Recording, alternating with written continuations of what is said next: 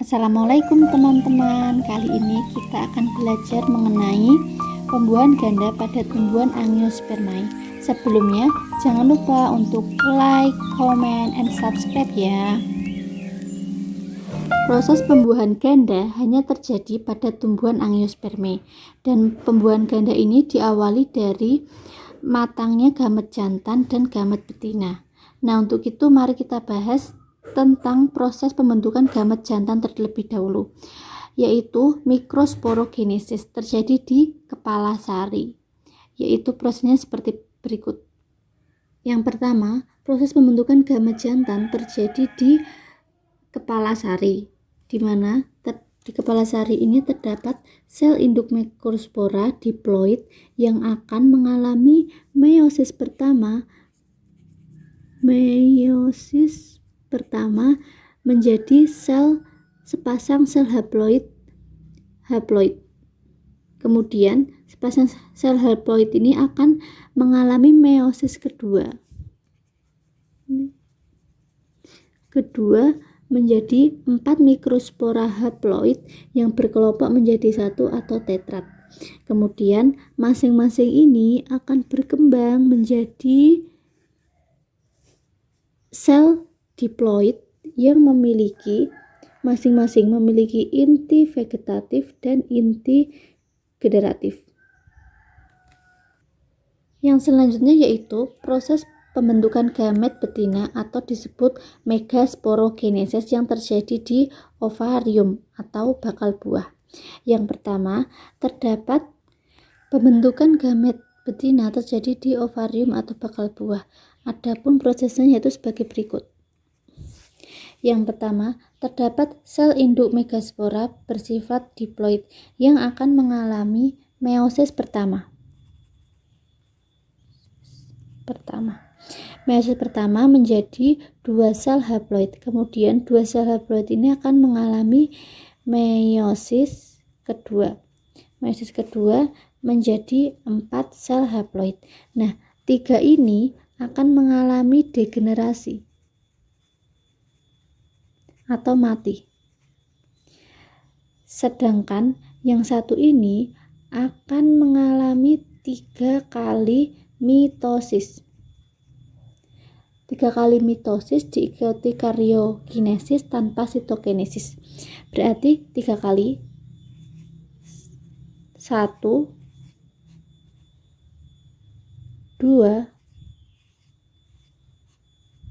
3.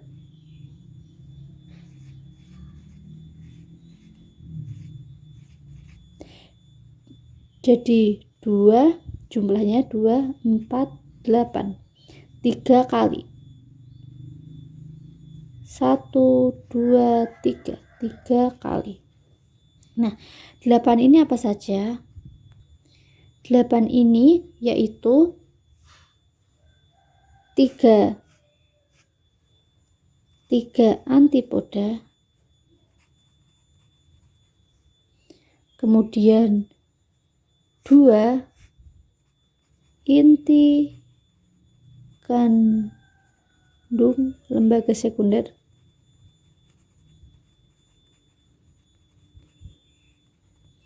kemudian 2 sinergit dan 1 ovum. Seperti itu. Lanjut ke pembuahan ganda, yaitu diawali dengan adanya penyerbukan, yaitu proses jatuhnya serbuk sari di kepala putik. Nah, seperti ini ya. Ini tadi kan sudah memiliki satu sel ya, yang di dalamnya terdapat inti vegetatif dan inti generatif. Kemudian serbuk sari ini nanti akan jatuh di kepala putik karena mengalami penyerbukan. Nah, ini terdapat inti generatif dan inti vegetatif. Nah, kemudian inti vegetatif ini akan membentuk tabung buluh serbuk sari, membukakan jalan untuk inti generatif. Nah, seperti ini.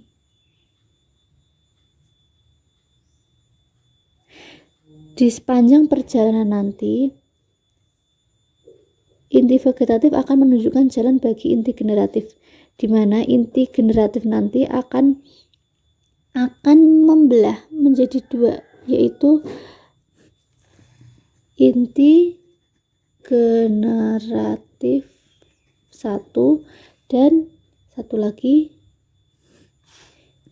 inti generatif 2. Nah, lalu kita zoom ya. Tekan sini akan berjalan ke ovarium. Nah, kita zoom. Selanjutnya, setelah inti vegetatif, inti generatif sampai di mikrofil, maka inti vegetatif ini akan hilang atau mati, degenerasi. Sedangkan inti generatif pertama dan inti generatif kedua ini akan masuk melalui mikrofil ke ovarium. Nah, inti generatif pertama ini akan membuahi ovum menjadi zigot. Sedangkan inti generatif kedua ini akan membuahi inti kandung lembaga sekunder menjadi endosperma atau endosperm. Nah, hal inilah mengapa disebut pembuahan ganda, karena terjadi 2 kali pembuahan. Yang pertama, pembuahan ganda, karena terjadi 2 kali pembuahan. Yang pertama tadi, inti generatif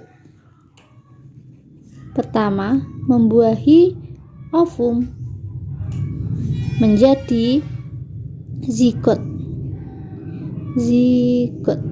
Nah, zigot ini akan berkembang menjadi embrio. Sedangkan yang kedua yaitu inti generatif kedua plus inti kandung lembaga sekunder